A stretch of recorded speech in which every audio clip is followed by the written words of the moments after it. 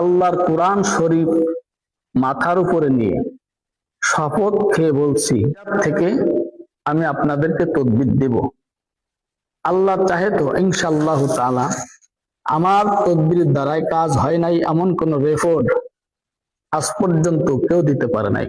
অনেক প্রবাসী ভাইরা আছেন যাদের স্ত্রী অন্য পুরুষের সঙ্গে কথা বলে এবং পরকিয়া করে এবং পরকিয়ার সঙ্গে যুক্ত আছে। ভাই বোনকে চেনে না, বোন ভাইকে চেনে না, স্বামী তার স্ত্রীকে চেনে না, স্ত্রী তার স্বামীকে চেনে না। সংসারে আয় আছে কিন্তু ব্যয় হয়ে যায়। বাড়িতে মন টিকে না, বাড়িতে মন ধরায় না, আস্তে আস্তে শুকায় যাচ্ছেন, আস্তে আস্তে কাবু হয়ে যাচ্ছেন। এই সমস্ত হলো বানের লক্ষণ। যে সকল মা এবং ভাই বাবাজিদেরকে বান মেরেছে, তাই আসুন কোরআনুল কারীমের তদবির নেওয়ার জন্য আমার সাথে যোগাযোগ করুন।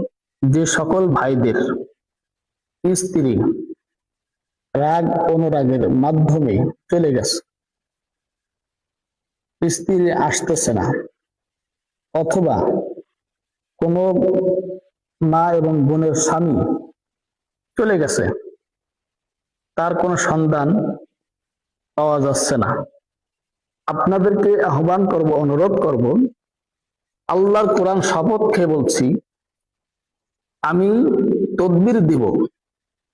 আমার আকীদা, আমার বিশ্বাস, আমার ভরসা আল্লাহ আপনার মনের আশা, মনের বাসনা, মনের মাকসাদ আল্লাহ আপনাকে পূরণ করবে।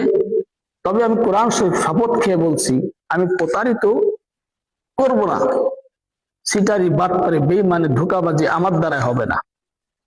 জেলাটা ফরিদপুর, থানাটা মধুখালী, গ্রাম মিরের কাবা সাটিয়া, কেন্দ্রীয় ঈদগাহ মসজিদের আমি ইমাম ও খতিব।